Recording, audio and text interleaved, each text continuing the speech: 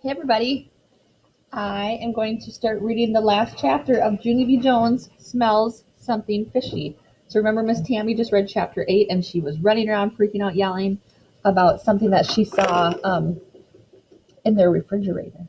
So chapter 9 is called My Proudest Honor. Pet day in room 9 was very exciting. There were cages with furry animals and bowls with fish, plus also there was a snake and a hermit crab and a rooster. That rooster is mine, said that meanie Jim I hate. He will peck your head off if I tell him to. He will peck it right into a nub. I made a sick face, 'cause a nub does not sound pleasant. Just then, Lucille skipped over to me.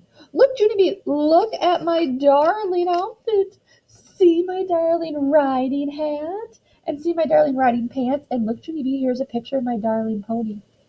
And look at my darling riding boots. They are genuine rawhide cowhide. I smiled very admiring. You are a beaut, Lucille, I said. Grace pulled on my arm. Junie B, come see Slicky. He's my goldfish, remember? I bought him a brand new bowl. Come see it. Just then my teacher clapped her loud hands together. Boys and girls, everyone needs to sit down right now. What an exciting day we're going to have in room 9 today. We hurried up and sat. Mrs. pointed to the pet table in the back of the room. Who would like to go first? She asked. Who would like to introduce me to their pet? Me! I shouted. Me. Then I sprang right out of my seat. But Mrs. said, sit down to me. And she called on that crybaby William, 'cause that guy never springs, that's why. William went to the pet table. He pointed to his bullfrog named Wendell. I just got him on Saturday, said William, very shy. Mrs. smiled. Well, he certainly is a handsome bullfrog, she said. Would you like to take Wendell out of his tank for us, William? Would you like to show the children how to hold a bullfrog? Then William's face got whitish and sickish, and he started sweating a real lot. That's how come Mrs. had to put a wet towel on his head, and she said he didn't have to hold Wendell. Charlotte went next. She showed us her bunny named Slippers. She carried him all around the room. So here are some of the pets. So there is the bullfrog, sorry. And looks like somebody's got a bird to show us. And there's all the other animals in the back of the room.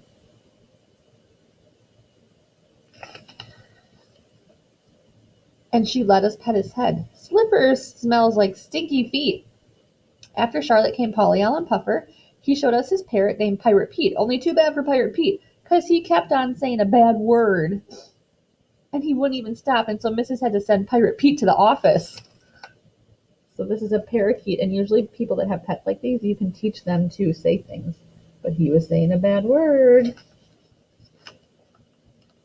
After that, lots of children showed pictures of their dogs and cats. Plus, Jamal Hall showed us his lizard named Gizzard, and a boy named Ham showed us his hamster named Elvis. Finally, I raised my hand real calm. It's nice to see you being so polite, Junie B. Would you like to go next? Mrs. asked. Did you bring a picture of your dog? I shook my head. Nope, I said, because I didn't want to bring a picture. Remember? I wanted to bring a real actual pet, only too bad for me, because Mother said no raccoon. And then my grandma Helen Miller stole Sparkle. Plus also I lost my noodle. And then we couldn't find the orange juice. And so that's how come my grandpa moved the frozen vegetables. And boom! I saw a pet in there. So I put him in my backpack, and here he is now. Okay, do you guys know what's going to be in her backpack? It was something in the freezer. After that, I quick unzipped my zipper pocket, and I held up my pet for everyone to see.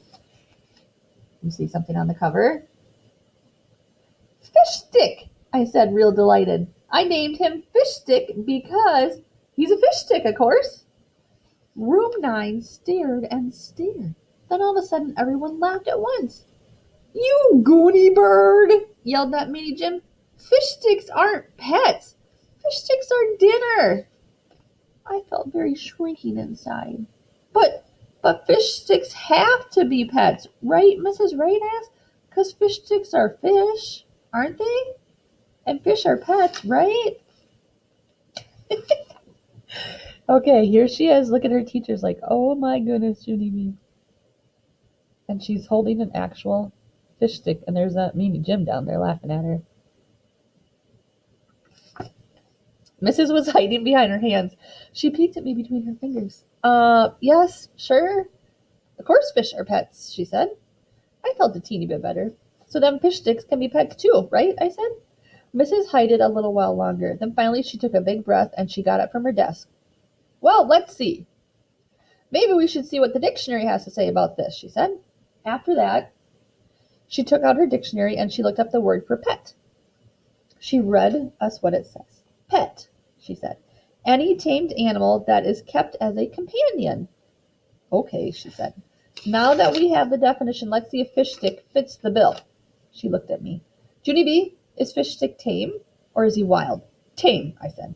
Fish stick is very, very tame. He won't even peck your head into a nub. Okay, good, said Mrs. And when you say that fish stick is a good companion, Junie B, can you take him lots of places? And does he behave himself pretty well? Yes, I said, fish stick can even go more places than my dog probably, because I can put fish stick right in my backpack, and he doesn't even say a peep. Mrs. smiled real happy. Then she walked to my table and she shook my hand. Well then, congratulations, she said. According to the dictionary, fish stick is definitely a pet. After that, she took fish stick out of my hand and she carried him to the pet table, and guess what? She put him right next to Slicky. Grace, hey Grace, now our fishes can be friends, just like that, I said, real delighted. Just then I heard a croaking noise. It came from Wendell the bullfrog, I think. Then Wendell croaked even louder, and that made Slicky the goldfish jump in his water. And that made the rooster cock-a-doodle-doo, and that made Slippers thump his loud foot, and then his cage door accidentally came open, and he hopped right off the table. Oh no! Oh no, no, no, no! Yelled Room 9. And then all of us chased Slippers all over the place, and he hopped until Mrs. caught him in the trash can.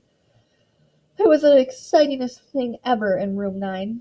And that's not even the best part of Pet Day, because at the end of school, Mrs. gave out special ribbons to all the pets, and the rooster got screechiest, Pirate Pete got talkiest, Slicky got bubbliest, Slippers got most rascally rabbit, and Fish Stick got most well behaved. I did a gasp at that wonderful thing. Then I shake Mrs. hand. Thank you, thank you, thank you. So here's Junie B, and down here is the ribbon that she got, and it says most well behaved, and there's her fish stick.